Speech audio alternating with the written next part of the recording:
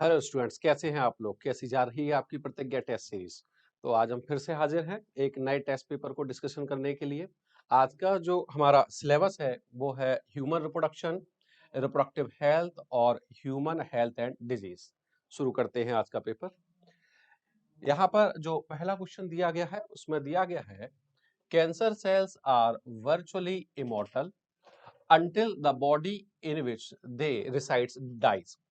है ना कि कैंसर कोशिकाएं तब तक लगभग अमर रहती है जब तक कि जिस शरीर में वे रहती हैं वह मर ना जाए। तो ये पॉइंट हमारा सही है कि कैंसर कोशिकाओं की मृत्यु नहीं होती है।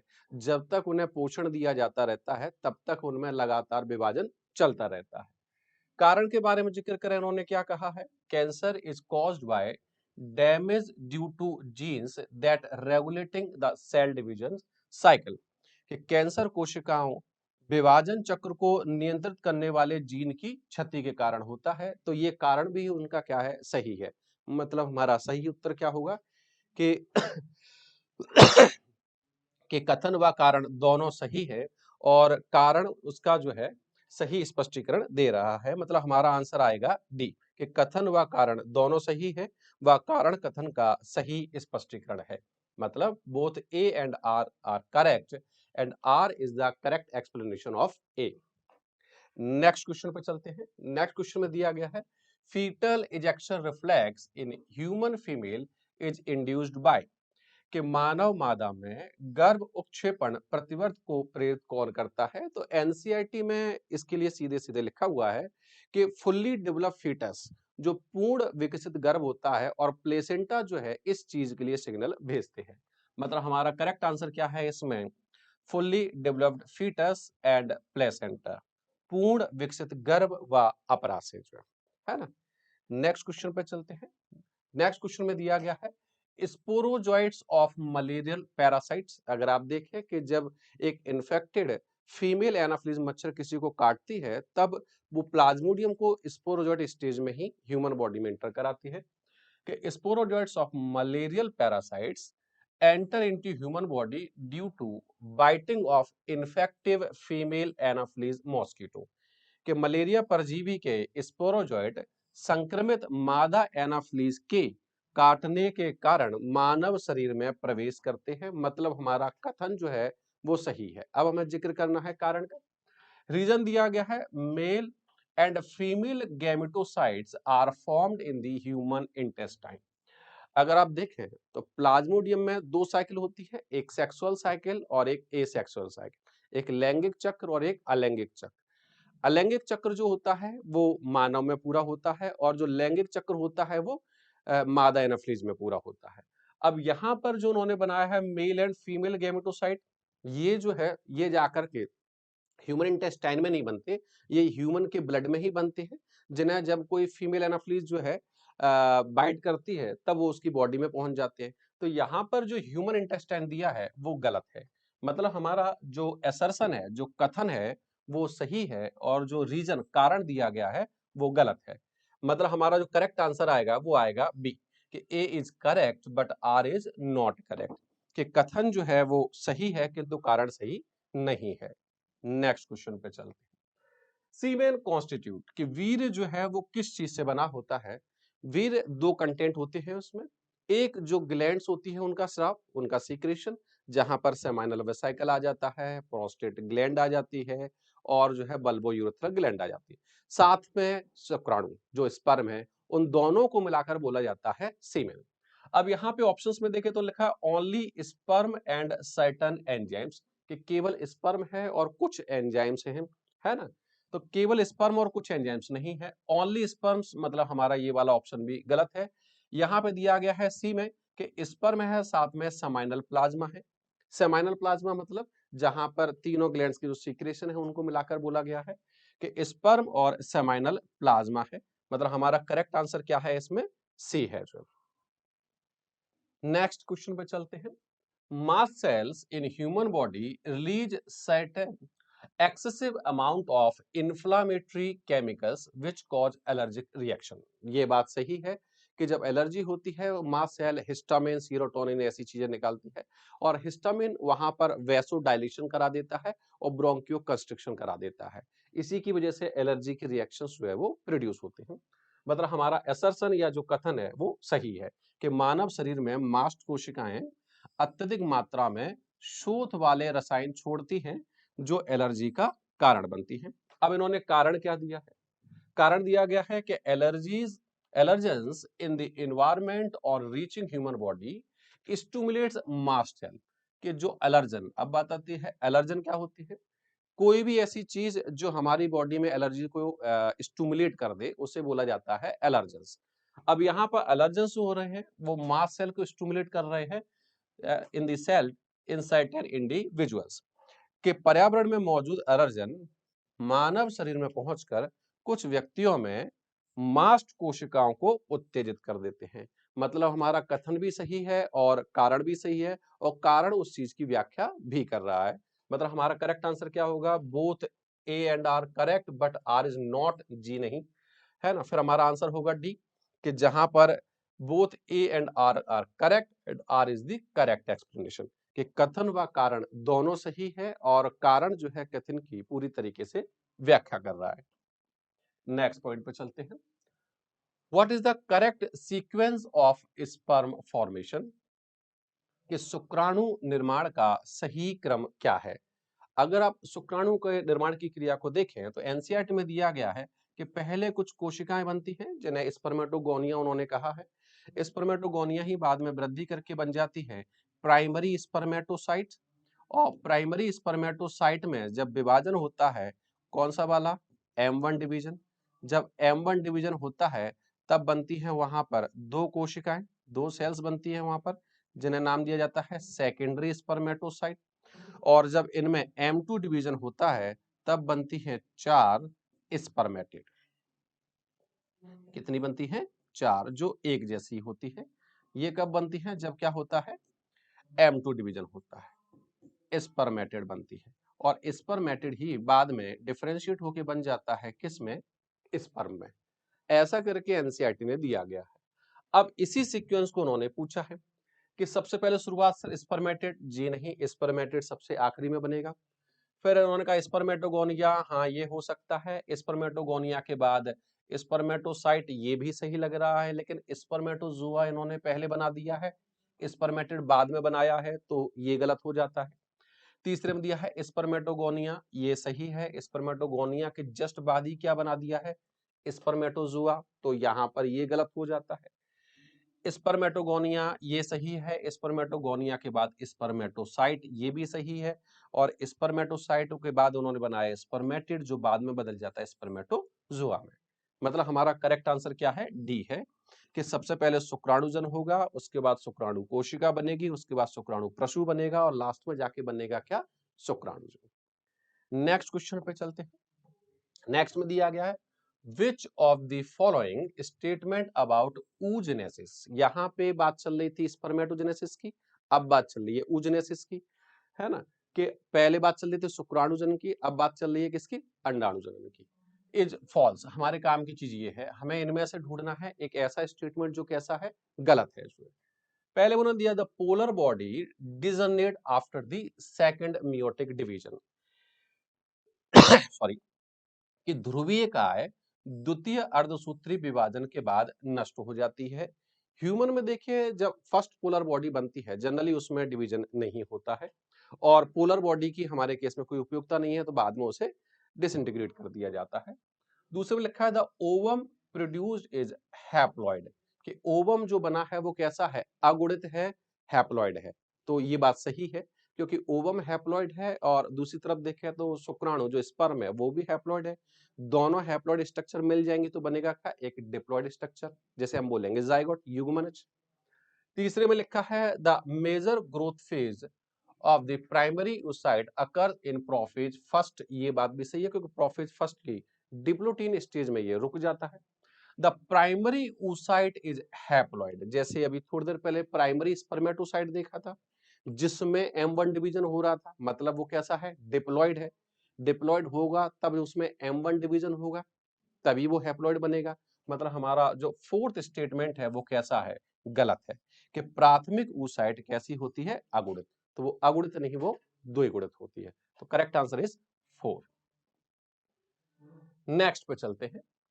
Escherichia coli, Shigella, Salmonella species are responsible for diarrheal disease। ये बात सही है, ये जितने भी पैथोजन यहाँ पे दिए गए ये सारे के सारे पैथोजन डायरिया कॉज कराते हैं, है ना, कि Escherichia coli, Shigella व Salmonella species सभी डायरिया के लिए उत्तरदायी है। कारण उन्होंने लिखा है dehydration is common to all type of diarrhoeal disease and adequate supply of fluids are electrolyte should be ensured, है ना, कि निर्जलीकरण सभी प्रकार के डायरिया रोगों में सामान्य है। ये बात भी सही है, क्योंकि डायरिया में जब बार बार जो है स्टूल एक्सक्रीट करते हैं तो उस दौरान वाटर का लॉस होता है उसमें।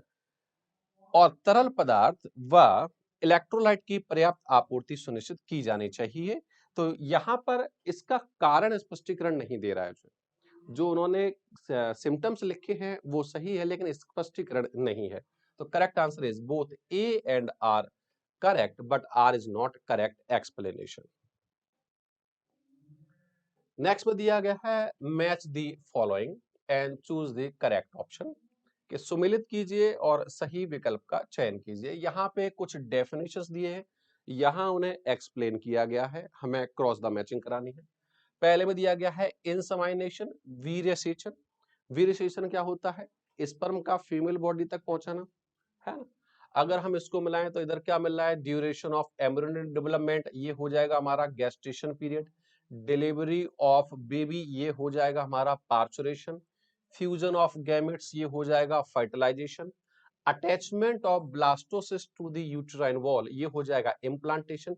एंड ट्रांसफर ऑफ स्पर्म, ये हो जाएगा हमारा वीर सेचन, है ना, कि अगर हम वीर सेचन को मिलाएं तो वो हमारा क्या हो जाएगा, शुक्राणुओं का स्थानांतरण। मतलब हमारा ए का मिलके आएगा क्या, 5, है ना। निषेचन क्या हो जाएगा, युग्मकों का मिलना, मतलब ये हो जाएगा हमारा क्या, 3। और अंतररोपण क्या हो जाएगा, ब्लास्टोसिस्ट का गर्भाशय की दीवार से चिपकना, ये हो जाएगा 4। प्रसव क्या हो जाएगा, शिशु का जन्म, मतलब ये हो जाएगा हमारा 2। और गर्भावधि क्या है, भ्रूणीय परिवर्धन का समय। मतलब हमारा करेक्ट सीक्वेंस जो निकल के आता है वो क्या आता है, 5 3 4 2 1। और जो हमें देखने को मिल रहा है 5 3 4 2 1, आंसर सी। सी वाले ऑप्शन में हमें ये देखने को मिल रहा है। नेक्स्ट क्वेश्चन पे चलते हैं। नेक्स्ट क्वेश्चन है cannabis sativa is a powerful antidepressant, ये बात सही है।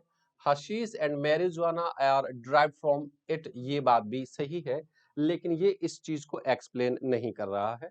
मतलब हमारा आंसर फिर से क्या आएगा, कि both A and R are correct, but R is not correct explanation, कि कथन व कारण दोनों सही है, किंतु कारण कथन का सही स्पष्टीकरण नहीं है।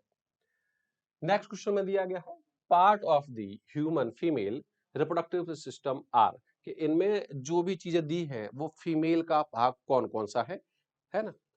वेजाइना की बात करें, योनि की अगर अपन बात करें तो योनि फीमेल रिप्रोडक्टिव सिस्टम का पार्ट है। बी में लिखा है फैलोपियन ट्यूब, ये भी फीमेल रिप्रोडक्टिव सिस्टम का ही पार्ट है। तीसरे में दिया है यूटेरस, गर्भाशय, तो गर्भाशय भी फीमेल रिप्रोडक्टिव सिस्टम का ही पार्ट है। मतलब ए बी और सी तो मिल रहे हैं। डी पे लिखा है प्रोस्टेट, तो प्रोस्टेट फीमेल रिप्रोडक्टिव सिस्टम का पार्ट नहीं है, वो मेल रिप्रोडक्टिव सिस्टम का पार्ट है, उसकी एक ग्लैंड है। ई में देखें ग्लांस पेनिस, तो ग्लांस पेनिस भी फीमेल रिप्रोडक्टिव सिस्टम का पार्ट नहीं है, वो भी मेल रिप्रोडक्टिव सिस्टम का ही एक पार्ट है। मतलब यहां पर देखें तो ए बी और सी जो है वो फीमेल रिप्रोडक्टिव सिस्टम का पार्ट है। मतलब हमारा करेक्ट आंसर आएगा क्या, बी। नेक्स्ट क्वेश्चन पे चलते हैं। नेक्स्ट क्वेश्चन में दिया identify the labelled part A and B. यहाँ पे एक डायग्राम दिया गया है जहां पर ए में दिखाई दे रहे हैं कोरियोनिक बिलाई और बी में दिखाई दे रहा है yolk sac of human foetus within the uterus. यहाँ पर आप देखिए डायग्राम में यही दिख रहा है, तो ए में क्या है, यॉर्क सेक, ये नहीं दिख रहा है ना। ए में क्या हो सकता है, अम्बिलिकल कॉर्ड, ये हो सकता है। ए में क्या हो सकता है, प्लेसेंटल बिलाई, ये बिल्कुल सही है। और बी में हमें क्या दिख रहा है, यॉर्क सैक दिख रहा है। तो हमारा करेक्ट आंसर क्या आ जाएगा, सी आ जाएगा कि वहां पर कॉरियोनिक बिलाई, प्लेसेंटल बिलाई दिख रहे हैं और साथ में वहां में बी में हमें क्या दिखाई दे रहा है, तो बी में हमें वहां पर यॉर्क सैक नजर आ रहा है। नेक्स्ट क्वेश्चन पे चलते हैं। Which figure represent morula stage. अगर आप देखें ह्यूमन रिप्रोडक्शन में आपने पढ़ा होगा एनसीईआरटी में कि पहले जायगोट युग्मनज बनता है, जब उसमें विदलन क्लीवेज होता है तो क्लीवेज से 1 से 2, 2 से 4, 4 से 8, 8 से 16 सेल स्टेज बनती है। और एनसीईआरटी कहती है कि 8 से 16 सेल स्टेज को क्या कहती है, मोरूला, जो एक ठोस गेंदनुमा संरचना है। तो हमारा करेक्ट आंसर क्या दिख रहा है इसमें, ये वाला जो इसमें ई करके मार्क किया गया है, मतलब हमारा करेक्ट आंसर क्या है, बी है। नेक्स्ट क्वेश्चन पे चलते हैं। स्टेटमेंट दिए गए हैं दो। The secretion of epididymis vas deferens seminal vesicle and prostate is essential और maturation and motility of sperm, ये एनसीईआरटी का एज इट इज स्टेटमेंट है कि अगर हम स्पर्म की मैचुरेशन के लिए बात करें तो हमें इन सब चीजों का सीक्रेशन उसमें चाहिए। स्टेटमेंट 2 में दिया गया है the seminal plasma along with sperm constitute the semen, ये बात भी उन्होंने सही लिखी है कि अगर हम सेमाइनल प्लाज्मा और स्पर्म दोनों को, जो थोड़ी देर पहले भी ये क्वेश्चन ऐसा दिया गया था, दोनों को मिलाकर बोले तो क्या हम उसे सीमेन बोल सकते हैं, मतलब हाँ बोल सकते हैं।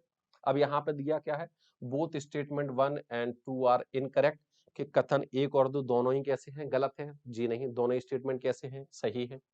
Statement 1 is correct but statement 2 is incorrect, जी नहीं, दोनों ही स्टेटमेंट करेक्ट है। Both statement 1 and 2 are correct, कि कथन 1 और 2 दोनों ही कैसे हैं, सही है ना। नेक्स्ट क्वेश्चन पे चलते हैं। Which of the following statement is not true, यहाँ पे ये बच्चे कंफ्यूज हो जाएंगे क्योंकि पहली नजर में हमारा ध्यान जो जाता है वो जाता है ट्रू के ऊपर। तो यहाँ पर ऐसे शब्दों को मार्क किया करें जब भी आप क्वेश्चंस लगाया करें। यहाँ पे दिया गया है नॉट ट्रू, मतलब हमें एक फॉल्स, एक इनकरेक्ट स्टेटमेंट ढूंढना है रिगार्डिंग स्पर्म, स्पर्म के बारे में, शुक्राणु के बारे में कौन सा कथन जो है सही नहीं है। हमारे काम की चीजें कितनी निकली, दो, कि हमें शुक्राणु के बारे में जानना है और कैसा जानना है जो सही नहीं है। The sperm head contains and elongated haploid nucleus, ये एनसीईआरटी में दिया हुआ है सीधे सीधे, कि अगर आप देखें कि हेड में ही इलोंगेटेड न्यूक्लियस पाया जाता है जो कैसा होता है, हैप्लॉइड, क्योंकि स्पर्म का न्यूक्लियस हैप्लॉइड होगा, उधर एग का न्यूक्लियस हैप्लॉइड होगा, दोनों हैप्लॉइड चीजें मिलकर क्या बनाएंगी, डिप्लॉइड जाइगोट बनाएंगी।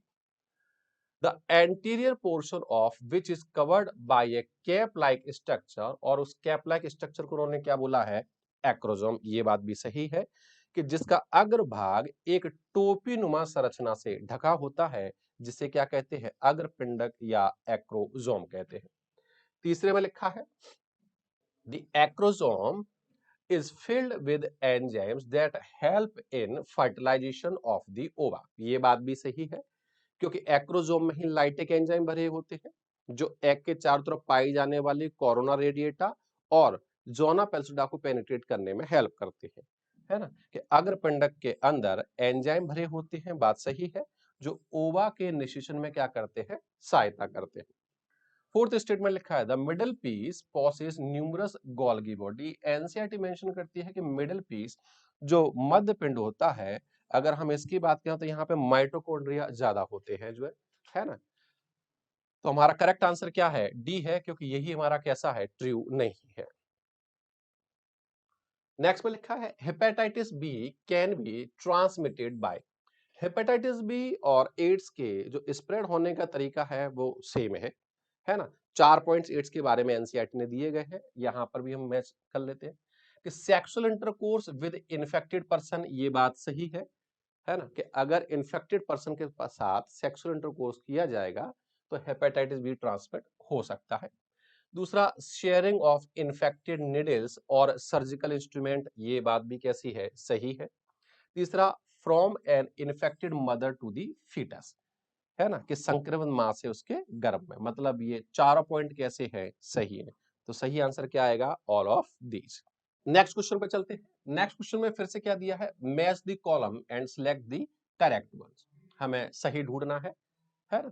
एक तरफ उन्होंने दिया है मेथड्स और दूसरी तरफ भी उन्होंने दिया है मोड ऑफ एक्शन के वो कार्य करते कैसे हैं। जो यहाँ पर पहले में दिया है कॉन्ट्रासेप्टिव पिल। अगर आप कॉन्ट्रासेप्टिव पिल के बारे में देखें तो वहां पर उन्होंने एक शब्द लिखा है, ये प्राथमिक रूप से अंडोत्सर्ग को रोकते हैं, प्रिवेंट ओव्यूलेशन। मतलब अगर हम ए कॉन्ट्रासेप्टिव को पिल को मिलाना चाहें तो वो हमारा कहाँ मिलेगा, वो मिलेगा थर्ड से। ठीक है। कॉन्डोम की बात करें तो कॉन्डोम जो है वो रोधक विधियों में बैरियर मेथड्स में दिए गए हैं। बैरियर मेथड्स क्या करते हैं, वेजाइना से सर्विक्स के अंदर ही स्पर्म को ट्रांसफर नहीं होने देते हैं। प्रिवेंट स्पर्म रीचिंग सर्विक्स ये हो सकता है, इम्प्लांटेशन ये नहीं है, सीमेन कंटेस्ट नो स्पर्म ये भी नहीं है। मतलब इसका हमारा क्या आएगा, फर्स्ट आएगा।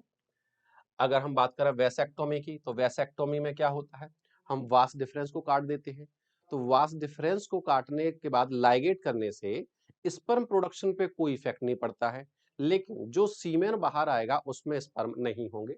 सीमेन कंटेन्स नो स्पर्म, मतलब इसका क्या हो जाएगा, 4 हो जाएगा। अब जो बच गया हमारे पास वो कौन सा बच गया, 3 1 4 यानी कि 2, प्रिवेंट इम्प्लांटेशन। तो करेक्ट सीक्वेंस क्या आया, 3 1 4 2। 3142 मतलब हमारा करेक्ट आंसर क्या है, बी है। नेक्स्ट क्वेश्चन पे चलते हैं। What is the popular name of IVF, जिसे कॉमन लैंग्वेज में एनसीईआरटी ने कहा है टेस्ट ट्यूब बेबी, है ना। क्या कहते हैं उसे, टेस्ट ट्यूब बेबी कहते हैं उसे। नेक्स्ट है, स्टेटमेंट दिए गए दो और हमें ढूंढना है कौन सा ट्रू है कौन सा फॉल्स है, कौन सा सही है कौन सा गलत है। STDs are transmitted through sexual intercourse, ये बात सही है कि एसटीडीज का नाम ही दिया है सेक्सुअली ट्रांसमिटेड डिजीज, मतलब वो सेक्सुअल इंटरकोर्स से तो ट्रांसमिट होंगे ही होंगे। STDs are transmitted through sexual intercourse, के एसटीडीज मैथुन द्वारा संचारित होते हैं, ये बात सही है। STDs can be prevented by using barrier contraceptive like condoms, ये भी एनसीईआरटी में दिया है कि कॉन्डोम सिर्फ गर्भनिरोधक एक कॉन्ट्रासेप्टिव की तरह ही काम नहीं करते, वो सेक्सुअली ट्रांसमिटेड इन्फेक्शंस को प्रिवेंट करने का काम भी करते हैं। STDs can be prevented by using barrier methods like condoms, कि एसटीडीज को रोध गर्भनिरोधक जैसे कि कॉन्डोम के उपयोग से रोका जा सकता है। मतलब दोनों ही स्टेटमेंट हमारे कैसे हैं, सही है। तो both statement 1 and 2 are incorrect, ये नहीं हो सकता। तुम्हारा करेक्ट आंसर क्या आएगा, डी, कि both statement 1 and 2 are correct. Next question पर चलते हैं।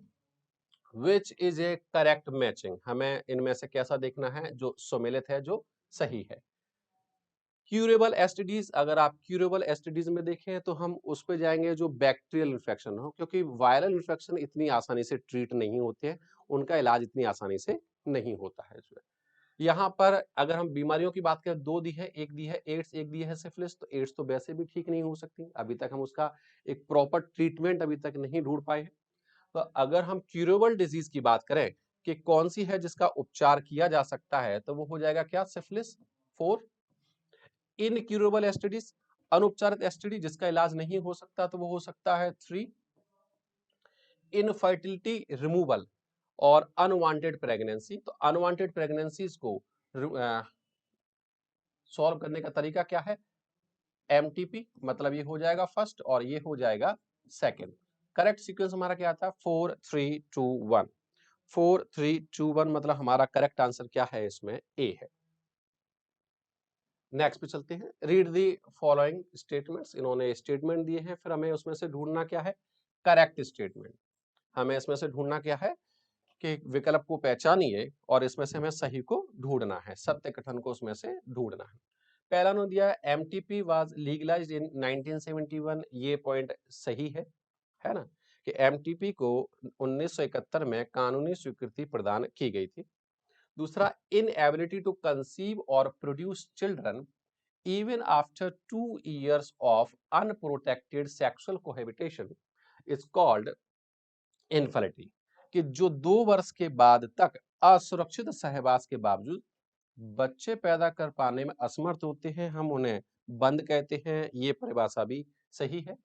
तीसरे में उन्होंने किया है सर्जिकल मेथड। सर्जिकल मेथड हमारे पास दो है, एक है ट्यूबेक्टोमी, एक है वैसेक्टोमी।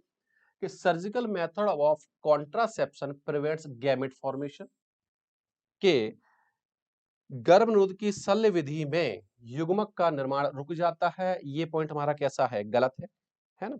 और MTP are relatively safe up to 12 week of pregnancy, कि यहाँ पर आप देखें तो एक वाला स्टेटमेंट हमारा कैसा निकला है, गलत निकला है। बाकी के अगर हम स्टेटमेंट की देखें कि एमटीपी 12 हफ्तों तक सक्सेसफुल रहती है, तो ये एनसीईआरटी में बिल्कुल मेंशन किया हुआ है कि 12 हफ्ते मतलब 3 माह, मतलब फर्स्ट ट्राइमेस्टर तक एमटीपी के सक्सेसफुल होने के चांसेस ज्यादा होते हैं। मतलब हमारा ए सही है, बी सही है और डी सही है। तो हमारा करेक्ट आंसर क्या आएगा, ए, बी और डी। नेक्स्ट पे चलते हैं। Which of the following statement are correct, हमें ढूंढना है क्या करेक्ट, क्या हमारा कौन सा कथन जो है उसमें से सही है, लेकिन किस चीज के लिए, इनफर्टिलिटी के लिए, है ना, कि बंधता के बारे में इनमें से कौन सा स्टेटमेंट जो है वो सही है। पहला दिया गया है problem lies more often in the male partner, NCERT में दिया गया है कि सामान्यतः भारत देश में जो है बंधता के लिए मादा को जिम्मेदार माना जाता है, जो कि सही नहीं है, मतलब नर भी जिम्मेदार होता है, ऐसा मेंशन किया हुआ है। कि समस्या प्राय पुरुष साथी में हो सकती है, बिल्कुल सही बात है। All its cases are difficult to diagnose and treat, ऐसा बिल्कुल नहीं है कि हम किसी भी केस को ना तो डायग्नोस कर पा रहे हैं, ट्रीट कर पा रहे हैं, तो ऐसा बिल्कुल नहीं है। अगर हम उसको अच्छे से डायग्नोस करें तो हम उसको ट्रीट भी कर सकते हैं। मतलब हमारा एक वाला स्टेटमेंट तो सही है, लेकिन दूसरा वाला सही नहीं है। इनफर्टिलिटी को it is also known as impotency, कि इसके नपुंसकता भी कह सकते हैं, ये बात इसकी सही है। मतलब ए और सी स्टेटमेंट हमारा कैसा है, सही है। Next, IVF programme can help in correction of some of its cases, है ना, इन विट्रो फर्टिलाइजेशन जैसे कहा जाता है कि आईबीएफ कार्यक्रम इसके कुछ मामलों को ठीक करने में मदद कर सकता है। मतलब ये स्टेटमेंट भी हमारा कैसा है, सही है। मतलब हमारे कितने स्टेटमेंट सही निकले, 3, ए, सी और डी। मतलब हमारा करेक्ट आंसर क्या हो जाएगा इसमें, सी हो जाएगा। नेक्स्ट क्वेश्चन पे चलते हैं। असर्शन दिया है और रीजन दिया है, test tube babies are produced in vitro, है ना, कि टेस्ट ट्यूब बेबीज को इन विट्रो, पात्र निषेचन जैसे हिंदी में कहा जाता है, कि टेस्ट ट्यूब बेबी को पात्रे पैदा किया जाता है, इन विट्रो पैदा किया जाता है, सही है। This method is followed by embryo transfer, है ना, कि इस विधि के बाद भ्रूण स्थानांतरण किया जाता है, ये बात भी सही है, लेकिन ये उसका एक्सप्लेनेशन नहीं है। तो करेक्ट आंसर क्या हो जाएगा, both A and R are correct, but R is not the correct explanation. Next question पे चलते हैं। नेक्स्ट क्वेश्चन फिर से एसर्शन रीजन दिया गया है। एसर्शन रीजन की प्रैक्टिस आपकी ज्यादा हो सके, इसलिए ज्यादा से ज्यादा क्वेश्चन एसर्शन रीजन के ही डाले गए हैं इसमें से।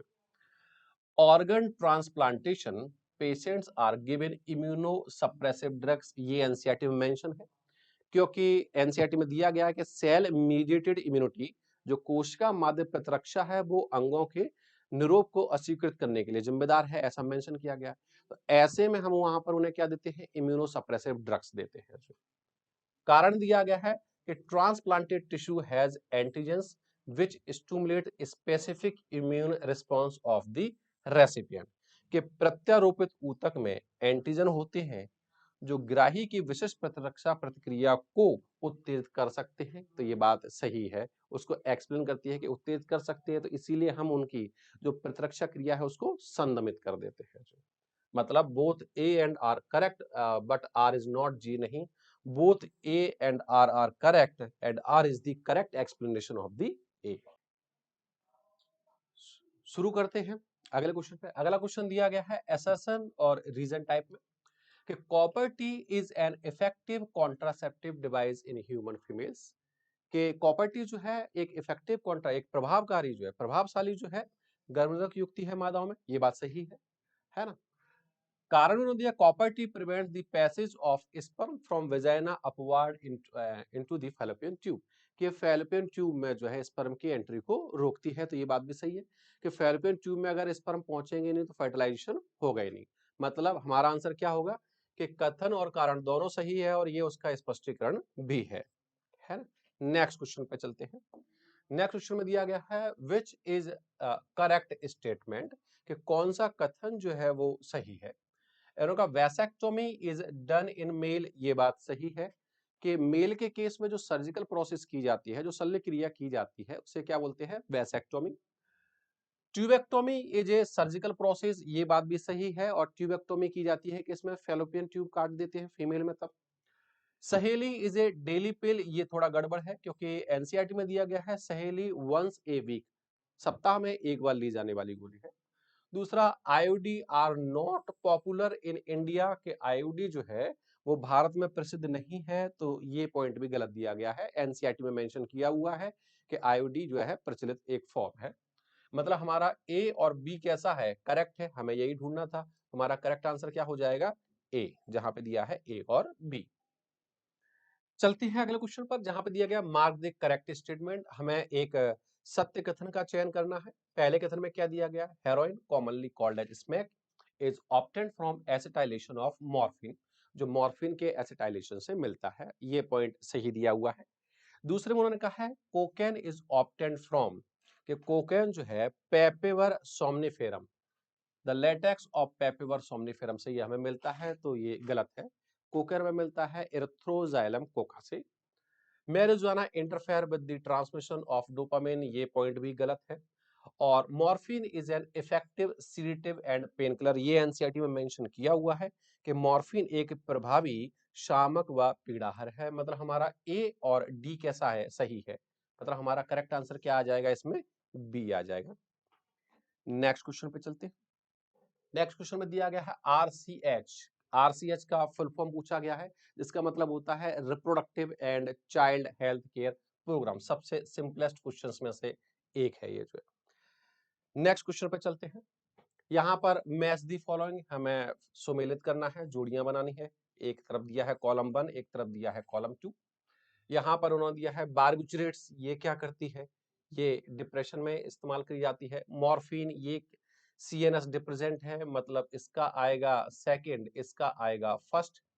कोकेन ये क्या करती है, इंटरफेयर विद डोपामिन, इसका आएगा 4। और cannabinoids effect with cardiovascular system, इसका आएगा 3। मतलब 2 1 4 3। तो हमारा करेक्ट आंसर जो हो जाएगा वो हो जाएगा ए। नेक्स्ट क्वेश्चन पे चलते हैं। नेक्स्ट में दिया गया है a person suffer from a disease caused by Plasmodium. Plasmodium वो पैथोजन है जिसकी वजह से मलेरिया होता है। Experience recurring chill and fever, कि प्लाज्मोडियम से होने वाली बीमारी, बीमारी का नाम उन्होंने मेंशन नहीं किया है, वो क्या है, मलेरिया है, से पीड़ित व्यक्ति को उस समय बार बार ठंड और बुखार। एनसीईआरटी में मेंशन किया हुआ है ना, कि जब हीमोजोइन पार्टिकल बनता है तो उस पार्टिकल के बनने के टाइम पर ठंड देकर क्या आता है, बुखार आता है। अब उन्होंने क्या कहा है, the sporozoite release from RBC are being rapidly killed and broken down inside spleen, तो ऐसा बिल्कुल भी नहीं है। The trophozoite reach maximum growth and give out certain toxins, के ट्रोफोजोइट अधिकतम वृद्धि करता है और कुछ विषाक्त पदार्थों को मुक्त करता है। तो आप जानते हैं हीमोजोइन जो है हीमोग्लोबिन के टूटने से बनता है, जो है ना। तीसरे में दिया है the parasite after it's rapid multiplication inside RBC, ये बात सही है कि परजीवी आरबीसी के अंदर अपनी तेजी से वृद्धि के पश्चात फिर क्या कर रहा है, रप्चर्स देम, उन्हें नष्ट कर देता है, उन्हें फोड़ देता है, फाड़ देता है। Releasing the stage to enter refresh RBC, और नई आरबीसी में प्रवेश के लिए अपनी अवस्था को मुक्त करता है। तो हमारा यही आंसर सही है कि जब आरबीसी को उसने डिस्ट्रॉय किया तो आरबीसी के अंदर क्या है, हीमोग्लोबिन। जब आरबीसी डिस्ट्रॉय हुई तो साथ में उसके हीमोग्लोबिन भी डिस्ट्रॉय हुआ, और हीमोग्लोबिन के टूटने से ही क्या बना, हीमोजॉइन। और हीमोजॉइन के बनने की वजह से ही क्या होता है, ठंड देकर बुखार आता है। तुम्हारा करेक्ट आंसर क्या है, इसमें सी है। नेक्स्ट पॉइंट पे चलते हैं। नेक्स्ट में क्या दिया गया है, सिलेक्ट द करेक्ट स्टेटमेंट, हमें इसमें से सत्य कथन जो है वो चुनना है। With respect to disease and immunisation, किसके संदर्भ में चुनना है, हमें रोग व प्रतिरक्षीकरण, इम्यूनाइजेशन, वैक्सीनेशन, टीकाकरण एक तरीके से। If due to some reason B and T lymphocytes are damage, कि अगर बी और टी लिम्फोसाइट क्या हो जाए, उन्हें कोई क्षति हो जाए, वो नष्ट हो जाती है, तो शरीर किसी रोग कारक के लिए एंटीबॉडी नहीं बनाता है। The body will not produce antibody, ये बात सही है, क्योंकि एंटीबॉडी बनाने का काम किसका है, बी लिम्फोसाइट का। और बी लिम्फोसाइट को हेल्प करती है कौन, हेल्पर टी सेल। मतलब दोनों का उसमें पार्टिसिपेशन है, मतलब ये पॉइंट हमारा कैसा है, सही है। दूसरे देख लेते हैं। Injection of dead inactivated pathogens cause passive, कि मृत और निष्क्रिय रोग कारक का इंजेक्शन निष्क्रिय। भाई अगर हम टीकाकरण की बात करें तो टीकाकरण में हम रोग कारक को स्वयं प्रवेश कराते हैं। जब रोग कारक भले ही वो मृत अवस्था में हो या फिर निष्क्रिय अवस्था में हो, हमारे शरीर में जब प्रवेश करता है तो हमारा शरीर उसके लिए क्या बनाना शुरू कर देता है, एंटीबॉडीज। और जब शरीर हमारा खुद एंटीबॉडीज का प्रोडक्शन करता है तब उसे पैसिव नहीं, तब उसे एक्टिव इम्यूनिटी कहते हैं। तब हम उसे निष्क्रिय प्रतिरक्षा नहीं, तब हम उसे सक्रिय प्रतिरक्षा कहते हैं। मतलब ये वाला पॉइंट हमारा कैसा हो गया, गलत हो गया। Certain protozoans have been used to produce hepatitis. NCERT में मेंशन किया गया है कि हेपेटाइटिस के वी वैक्सीन बनाने के लिए वहां पे रिकम्बिनेंट डीएनए टेक्नोलॉजी दी है, और वहां पर उन्होंने प्रोटोजोन नहीं, बैक्टीरिया और फंगस का जिक्र करा हुआ है। मतलब ये स्टेटमेंट भी हमारा कैसा है, गलत है। इंजेक्शन ऑफ स्नेक एंटीवेनम, है ना, कि सांप के काटे जाने पर against snake bite is an example of active, कि जब सांप काटता है तब जो हम एंटीवेनम देते हैं उसमें ऑलरेडी पहले से बनी बनाई एंटीबॉडीज रहती है, और जब एंटीबॉडीज बनी बनाई ही हम शरीर को देते हैं तो हमारे शरीर एंटीबॉडी नहीं बनाएगा, और जब हमारा शरीर एंटीबॉडी नहीं बनाता है तब हम उसे बोलते हैं निष्क्रिय प्रतिरक्षा, पैसिव इम्यूनिटी। जबकि यहाँ पर क्या दिया उन्होंने, is an example of active immunity. मतलब ये स्टेटमेंट भी हमारा कैसा है, गलत है। मतलब हमारा करेक्ट आंसर क्या है इसमें से, ए वाला है। जो नेक्स्ट क्वेश्चन पे चलते हैं। Which one of the following statement is correct. हमें फिर से वही है कि हमें सत्य कथन ढूंढना है, लेकिन किसके संदर्भ में ढूंढना है, एड्स के रिलेशन में ढूंढना है। The positive HIV retrovirus enter helper T lymphocyte, कि टी लिम्फोसाइट में प्रवेश करता है, कि HIV रिट्रोवायरस सहायक टी लिम्फोसाइट में प्रवेश करता है जिससे उनकी संख्या जो है वो कम हो जाती है। ये बात सही है कि एड्स के इन्फेक्शन में अगर आप देखें तो वहां पर जो हेल्पर टी सेल है उनकी काउंटिंग कैसी हो जाती है, कम हो जाती है। नेक्स्ट में दिया गया है the HIV can be transmitted through eating food together with an infected person, कि HIV संक्रमित व्यक्ति के साथ खाना खाने से संचारित हो सकता है। ये पॉइंट टोटली रॉन्ग है, क्योंकि HIV इन्फेक्शन किसी संक्रमित व्यक्ति से खाना खाने से, हाथ मिलाने से, छूने से, चूमने से नहीं फैलता है। मतलब ये स्टेटमेंट हमारा कैसा है, रॉन्ग है। ड्रग एडिक्ट आर लीस्ट, ये सब थोड़ा गलत है, यहाँ लीस्ट नहीं आना चाहिए था, क्योंकि ड्रग एडिक्ट जो होते हैं जो एक ही सिरिंज से ड्रग्स लेते हैं तो उनमें एड्स फैलने के चांसेस बहुत ज्यादा रहते हैं, है ना। तो लीस्ट नहीं आएगा, मतलब ये स्टेटमेंट भी कैसा, गलत है, कि नशा करने वाले को HIV संक्रमण होने की आशंका सबसे कम नहीं सबसे ज्यादा होती है, तो ये पॉइंट वहां पे गलत हो जाता है। AIDS patient are being fully cured, यहाँ पे ये पॉइंट गलत है, जैसा कि थोड़ी देर पहले अपन ने जिक्र भी करा था कि एड्स का अभी तक हम लोग पूरी तरीके से इलाज नहीं ढूंढ पाए। कुछ एक मेडिसिन ऐसी ढूंढी गई है जो एड्स के वायरस को बाउंड कर सकती हैं, जैसा कि एनसीईआरटी में मेंशन है कि मृत्यु को टाला नहीं जा सकता, हम उसे थोड़ा बस खिसका सकते हैं आगे, जो है ना। तो यहाँ पर हमारा जो स्टेटमेंट है वो कौन सा सही है, ए वाला सही है, बाकी के स्टेटमेंट कैसे हैं, गलत है। नेक्स्ट पॉइंट पे चलते हैं। Common cold differs from pneumonia, थोड़ा सा डिफरेंस देखते हैं। कॉमन कोल्ड एक वायरल इन्फेक्शन है, जबकि निमोनिया एक बैक्टीरियल इन्फेक्शन है। एक डिफरेंस तो ये हो जाता है। दूसरा, कॉमन कोल्ड की बात करें तो कॉमन कोल्ड में नॉर्मली अपर रेस्पिरेटरी ट्रैक्ट ही इन्फेक्टिव होता है और उसी में ही सिम्टम्स आते हैं, जबकि निमोनिया की बात करें तो निमोनिया इन्फेक्शन है किसका, लंग्स का, है ना। ये कुछ बेसिक डिफरेंस है। अब जरा देख लेते हैं क्या पूछा गया है उन्होंने। Pneumonia is caused by virus, ये गलत है, जैसा कि अभी थोड़ी देर पहले कहा कि निमोनिया एक बैक्टीरियल इन्फेक्शन है ना, कि निमोनिया विषाणु के कारण होता है, जी नहीं, निमोनिया बैक्टीरिया की वजह से होता है। ये पॉइंट हमारा गलत हो जाता है। नेक्स्ट में चलते हैं। निमोनिया पैथोजन इन्फेक्ट्स एल्वुलाई, ये बात सही है। whereas the common cold affects nose and respiratory passages but not the lungs। Pneumonia का रोग कारक कूपिकाओं को संक्रमित करता है, ये सही है, जबकि सामान्य जुकाम नाक में और श्वसन पथ पर प्रभाव डालता है, ना कि फेफड़ों पर। ये पॉइंट सही लग रहा है। फिर भी दूसरे भी देखना है, इतना जल्दबाजी में नहीं रहना। पहले भी आपको बोला है कि क्वेश्चन जब भी दिया करे आप पूरा का पूरा पढ़ा करें उसे। Pneumonia is a communicable disease whereas the common cold is a nutritional deficiency. ये पॉइंट गलत हो जाता है। आधा पॉइंट सही है कि निमोनिया जो है वो एक संक्रमणकारी रोग है जो एक दूसरे से फैलता है, लेकिन जो उन्होंने कॉमन कोल्ड के बारे में, सामान्य सर्दी जुकाम के बारे में कहा है ना, वो गलत दिया है। Pneumonia can be prevented by live attenuated bacterial vaccines, whereas common cold has no effective vaccines। तो ये पॉइंट भी गलत है फिर। मतलब इन चारों स्टेटमेंट में अगर हम देखें तो हमारा करेक्ट आंसर क्या है? बी है ना। Pneumonia pathogen infects alveoli, whereas the common cold affects nose and upper respiratory passages but not the lungs। Next question पे चलते हैं। नेक्स्ट में दिया है transplantation of tissues organs fails often due to non acceptance by the patient's body. इस चीज का जिक्र थोड़ी देर पहले भी किया था अपन ने कि जब हम किसी से किसी अंग का अनुरूप लेते हैं, कोई ऑर्गन ट्रांसप्लांट कराते हैं, तो वहां पर सेल मीडिएटेड इम्यूनिटी जो है वो रिस्पॉन्सिबल होती है किसी भी ग्राफ्ट के रिजेक्शन के लिए। ऐसा एनसीईआरटी ने मेंशन किया गया है कि which type of immune response is responsible for such rejections, कि रोगी के शरीर द्वारा स्वीकृति ना मिलने के कारण ऊतक अंगों का प्रत्यारोपण अक्सर विफल हो जाता है, और ऐसी अस्वीकृति के लिए किस प्रकार की प्रतिरक्षा प्रतिक्रिया जिम्मेदार है? ऑटो इम्यून रिस्पॉन्स ऐसा बिल्कुल नहीं है। सेल मीडिएटेड इम्यून रिस्पॉन्स, ये आंसर हमारा कैसा है? सही है। नेक्स्ट पे चलते हैं। नेक्स्ट में क्या कहा गया है? दो कॉलम दिए गए हैं और उन्हें मिलाना है।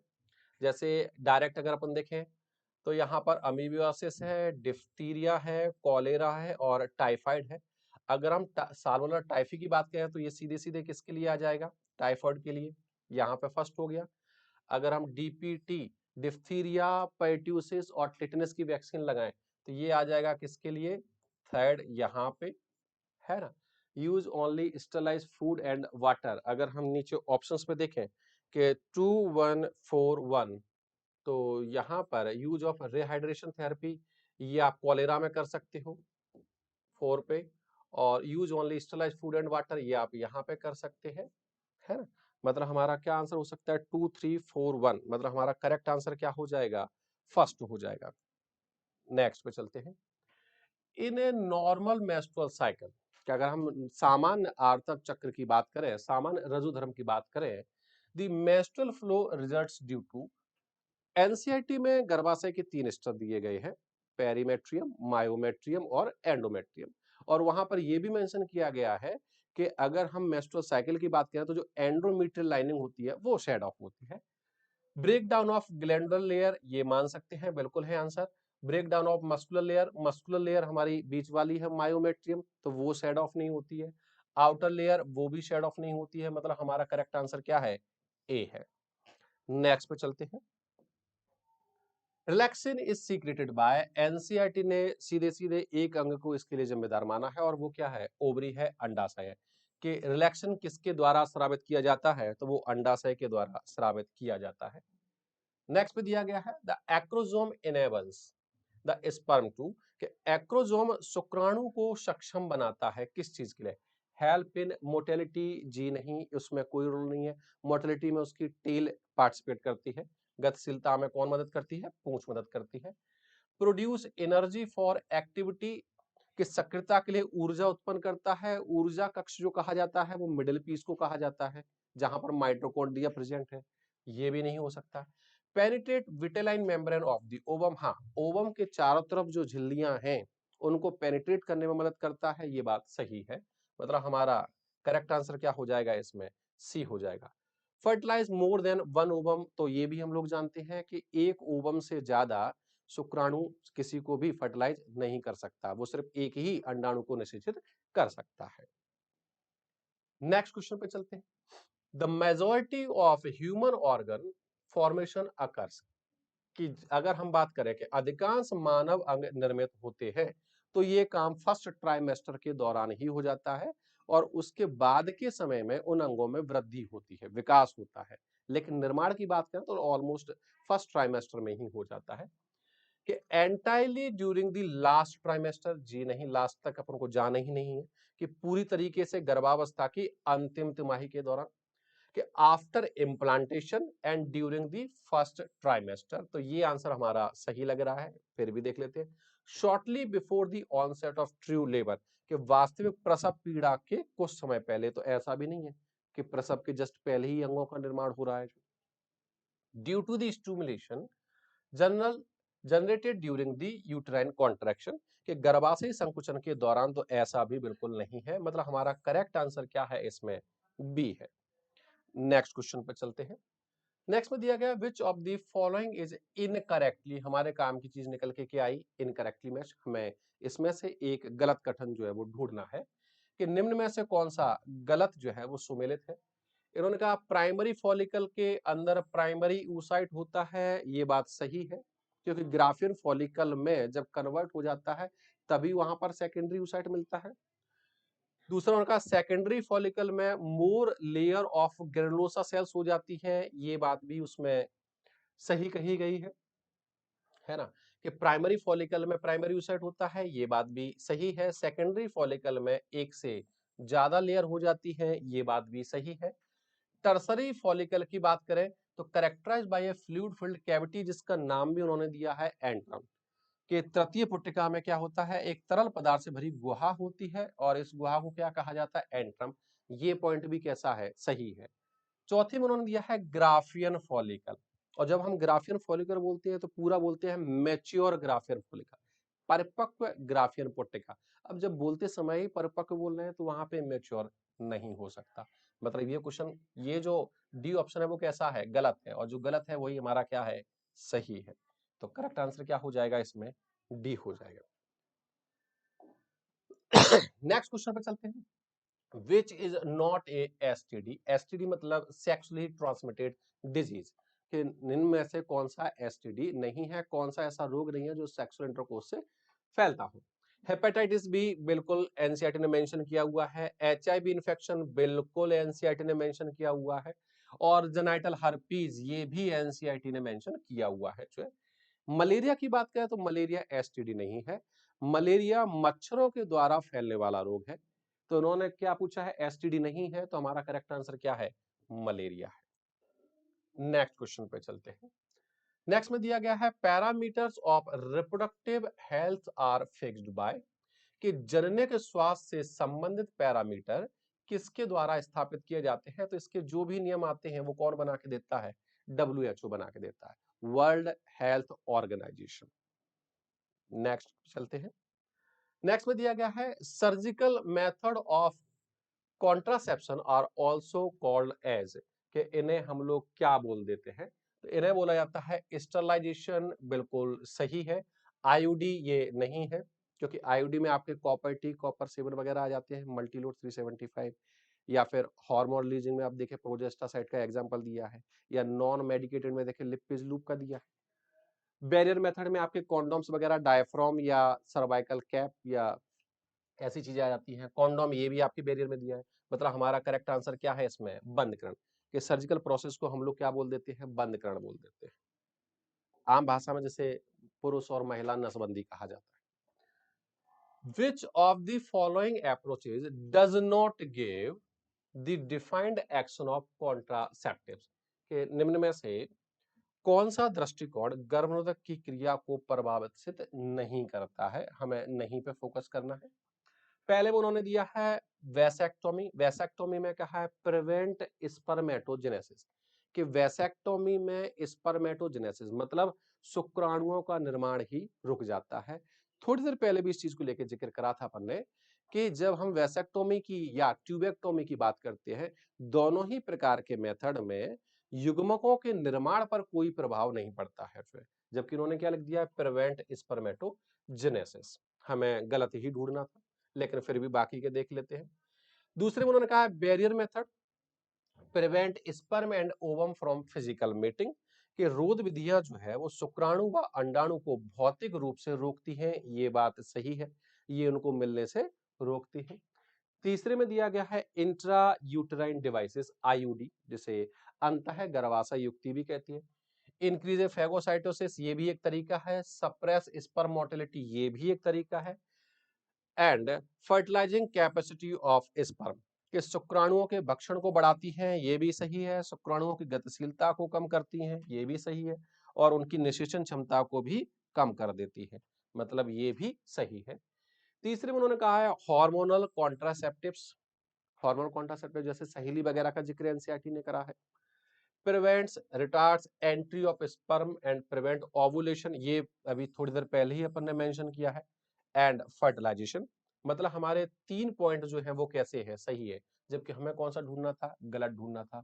मतलब हमारा करेक्ट आंसर क्या हो जाएगा इसमें, वैसेक्टोमी, कि प्रिवेंट स्पर्मेटोजेनेसिस। तो स्पर्मेटोजेनेसिस या शुक्राणु निर्माण पर उस पर कोई प्रभाव नहीं पड़ता है। नेक्स्ट में दिया गया है mark the correct statement. The anamnestic responses against a pathogen is highly intensified। ये बात सही है कि प्राइमरी इम्यून रिस्पॉन्स, जो प्राथमिक अनुक्रिया होती है, वो कम तीव्रता की होती है, जबकि जो एनामिनेस्टिक रिस्पॉन्स होती है ये हाईली इंटेंसिफाइड है ना। पूर्ववर्ती प्रतिक्रिया कैसी होती है, उच्च तीव्रता की होती है। ये पॉइंट कैसा है, सही है। The T lymphocyte produce antibodies, थोड़ी देर पहले भी अपन ने इस चीज को जिक्र करा है कि एंटीबॉडीज बनाने का काम बी लिम्फोसाइट का है। टी लिम्फोसाइट जो है वो सेल मीडिएटेड इम्यूनिटी में पार्टिसिपेट करती है, मतलब ये पॉइंट हमारा कैसा हो जाता है, गलत।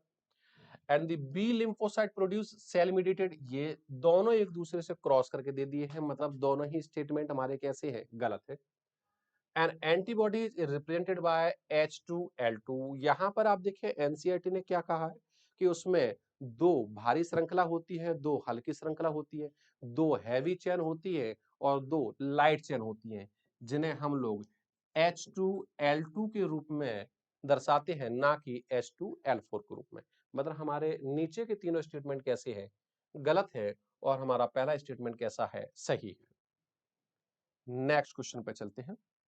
नेक्स्ट में दिया गया है smack is a drug obtained from, कहां से मिलता है, लेटेक्स ऑफ पेपर सेमनिफेरम। थोड़ी देर पहले ही अपन ने इस चीज को जिक्र करा है कि स्मैक को जो है हम लोग एसिटाइलेशन ऑफ मॉर्फिन से प्राप्त कर सकते हैं, और मॉर्फिन जो है वो पेपेबर सोमनिफेरम के लेटेक्स से मिलता है। मतलब हमारा करेक्ट आंसर क्या हो जाएगा इसमें, ए हो जाएगा। नेक्स्ट क्वेश्चन पे चलते हैं। नेक्स्ट में दिया गया है transfer of sperm into female genital tract, इसे कहा जाता है इंसेमिनेशन। थोड़ी देर पहले भी अपन ने इस चीज को मेंशन किया हुआ है कि मादा जननांग मतलब योनि के अंदर शुक्राणुओं को पहुंचाना ही क्या कहलाता है, वीर सेचन कहलाता है। नेक्स्ट पॉइंट पे चलते हैं। Sectional view of memory gland, के अगर हम मेमोरी ग्लैंड को काट करके देखें, है ना, कि वक्ष के स्तन ग्रंथि क्षेत्र को अगर हम अनुभागीय काट में देखें तो हमें क्या क्या चीजें वहां पर नजर आएंगी। पहले में उन्होंने कहा है मेमोरी लोब बिल्कुल दिख जाएगा, लेकिन स्तमस जो है वो जनरली हमारे कहाँ का हिस्सा है, एक तो अगर मादा जनन तंत्र की बेसिकली बात करें तो वो यूट्रस में दिया गया है, जहां फेलोपियन ट्यूब यूट्रस से जुड़ती है वहां पे मेंशन किया हुआ है। दूसरे में उन्होंने दिया है एम्पुला एंड मेमोरी डक्ट, ये दोनों चीजें मेंशन की गई हैं, है ना। एम्पुला का जिक्र यहाँ पे किया गया है तो बी बिल्कुल हो सकता है। पेक्टोरलिस मेजर मसल बिल्कुल वहां प्रेजेंट होती है, रिप्स बिल्कुल वहां प्रेजेंट होती है, निप्पल बिल्कुल वहां प्रेजेंट होते हैं। अगर हम बी और सी की बात करें तो ये दोनों स्ट्रक्चर हमें थोरेसिक रीजन में नजर आ जाएंगे। डी में देखें एरियोला, हाँ ये तो नजर आ जाएगा, एंटीबॉडीज ये नजर नहीं आएंगे। मतलब हमारा करेक्ट आंसर क्या हो जाएगा, बी एंड सी। मतलब हमारा करेक्ट आंसर क्या है इसमें, बी है। नेक्स्ट क्वेश्चन पे चलते हैं। Which is A hormone releasing, थोड़ी देर पहले क्लासिफिकेशन आपको बताया भी था इस चीज को लेके कि हार्मोन रिलीजिंग में 2 है, एक है प्रोजेस्टासाइट और एक है LNG20। यहां पर आप देखें पहले में दिया गया है लिपेज लूप, जी नहीं, लिपेज लूप एक नॉन मेडिकेट औषधि रहित जो है आईओडी है। LNG20 बिल्कुल है और प्रोजेस्टासाइट बिल्कुल है। मतलब हमारा करेक्ट आंसर क्या हो जाता है, बोथ बी एंड सी, मतलब LNG20 और प्रोजेस्टासाइट। ये हमारा आज का आखिरी क्वेश्चन है। आर्टिफिशियल इंसेमिनेशन का मतलब क्या होता है, एक कृत्रिम वीर्य सेचन का मतलब क्या होता है, कि हम जानबूझकर मादा की योनि में जो है शुक्राणुओं को पहुंचाएं। कि transfer of sperm of a healthy donor to a test tube containing ova, ये बिल्कुल नहीं है। हम टेस्ट ट्यूब का जिक्र कर ही नहीं रहे, हम मादा के शरीर की बात कर रहे हैं। कि transfer of sperm of husband to a test tube, जी नहीं, ये भी नहीं, दोनों लगभग सेम ही ऑप्शन है कि अंडाणु युक्त टेस्ट ट्यूब में स्वस्थ दाता के तो टेस्ट ट्यूब में नहीं करना है। सेम दूसरे ऑप्शन में भी वही उन्होंने मेंशन किया है टेस्ट ट्यूब में। तीसरे में देखो, artificial introduction of sperm of a healthy donor into the vagina, कि योनि में, यहां पे ये बात सही हो जाती है कि हम मादा की योनि में ही पहुंचाएंगे, में स्वस्थ दाता के शुक्राणुओं का कृत्रिम प्रवेश। तो कृत्रिम रूप से कराया है तभी तो उसका नाम आर्टिफिशियल दिया गया है जो, है ना। तो हमारा करेक्ट आंसर क्या हो जाएगा इसमें, सी हो जाएगा, है ना। यहाँ पे सॉल्यूशन कंप्लीट होता है, आप लोग जाके क्रॉस चेक करें और देखें कहां तक हम लोग पहुंच पा रहे हैं। अगले टेस्ट के लिए आपको शुभकामनाएं। Thank you very much, thanks a lot.